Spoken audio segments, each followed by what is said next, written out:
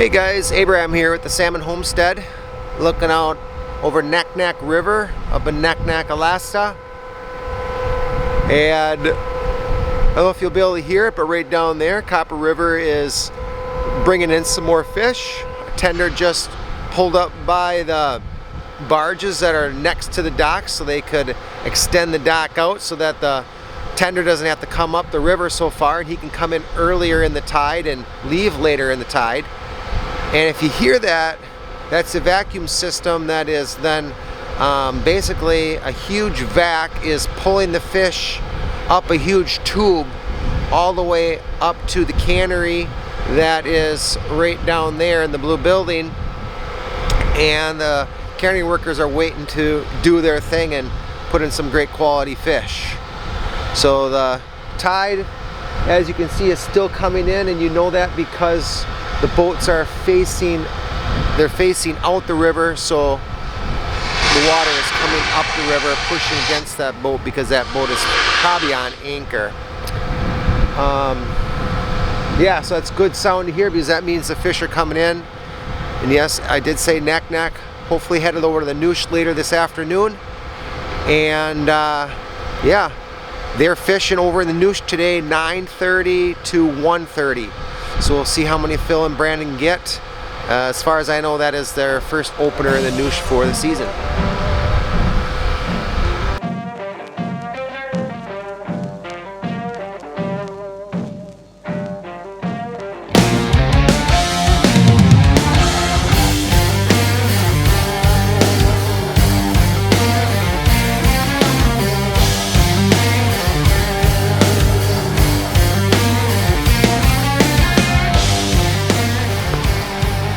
Our objective this morning before we head over to the Noosh is basically to drive the car around and go to all different spots around Naknek to where we need to get our last little stuff. So for example, we got to get out on the road further there, and we're going to go straight out that way to where Phil stores the boat, and we need to get a propane tank from there.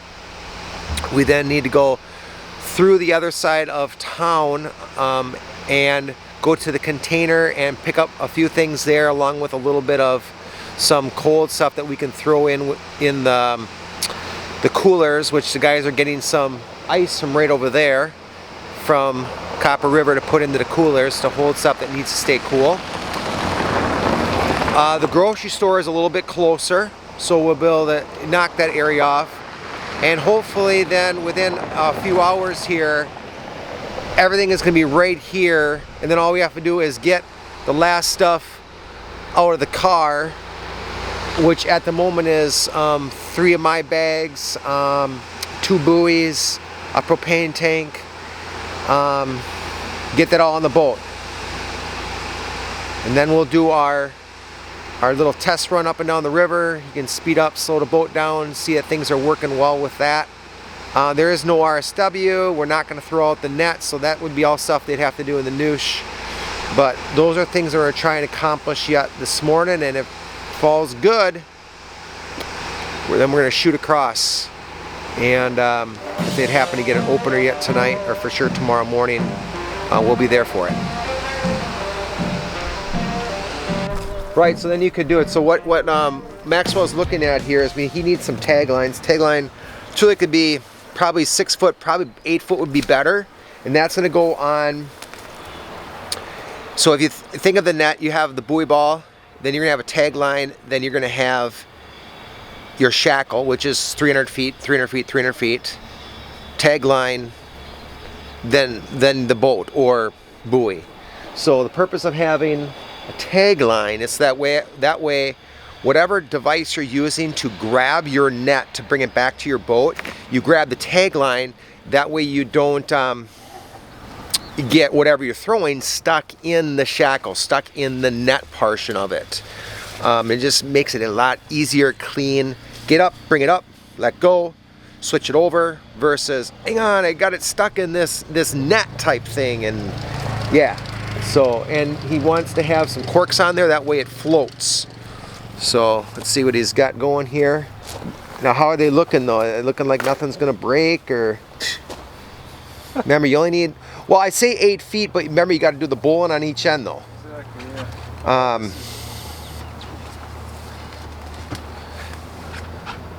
So he's looking through some old stuff here, and then we're going to get some stuff out of the cooler yet. All right, so let me look at this here. I'll put in the question, would I use it?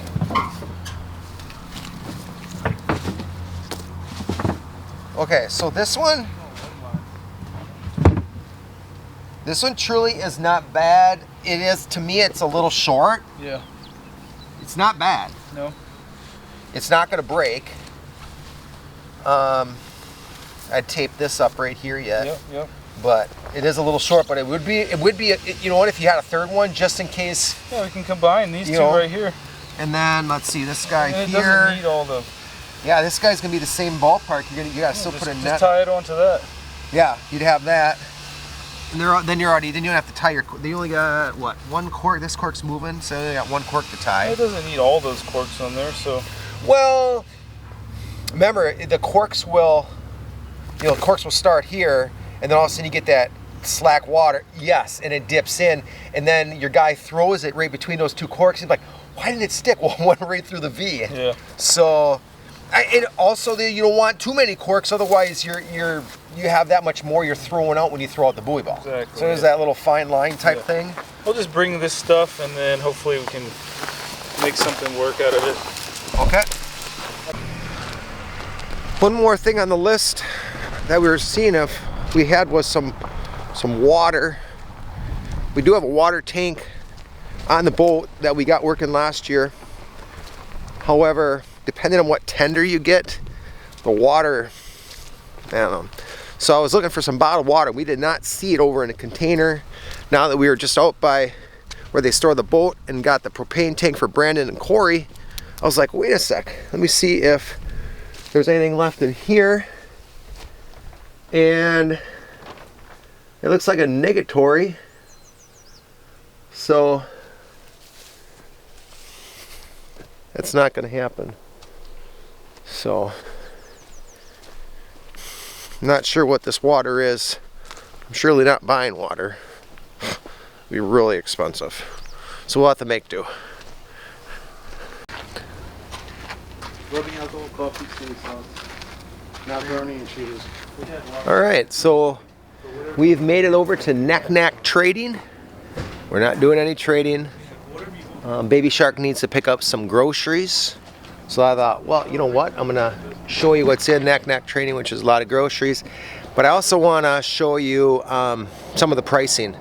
I know the pricing in the lower 48 is high right now. At least a little what I see and what many people tell me. But let's see what pricing is here up in Knack, Alaska.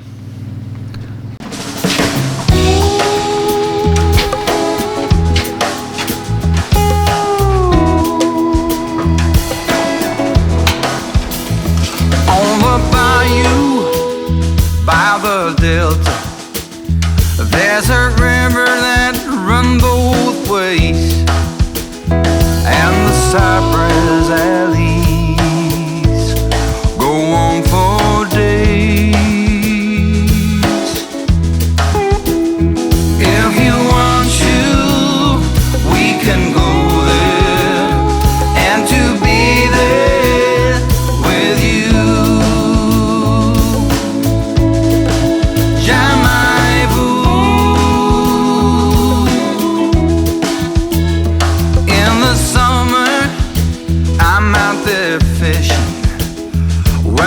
Catfish is ready to buy, and when the nets are filled with crawfish, it's a sight.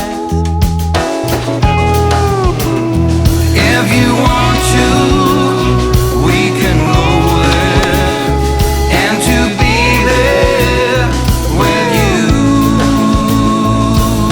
Oh,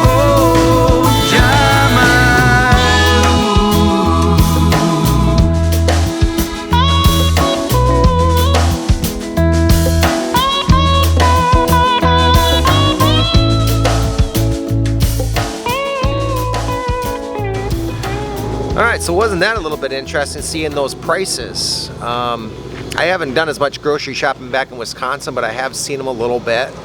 And I gotta try and find my pictures from, I don't know, 7 years ago to see if I can compare some of those prices to what I see now. They look to me very high. But do remember that everything probably has to be barged coming up here. So that's why, you know, many of these things would be more expensive. It's not like they got cows 2 miles down the road and they can go get some milk and make some cheese, you know, or, you know, I guess just grow some carrots. They're in a total different environment here. I know there's a person further down the road here that grows in some high tunnels. And man, she has some awesome produce out of there. I've had some of that the last few years. And, but yeah, wow. Let us know in the comments below again if you come across different pricings like this, or that looks standard, or you're like, whoa, that's really high. Well, thanks for watching. I hope you enjoyed this little excursion, and we'll see you on the next one.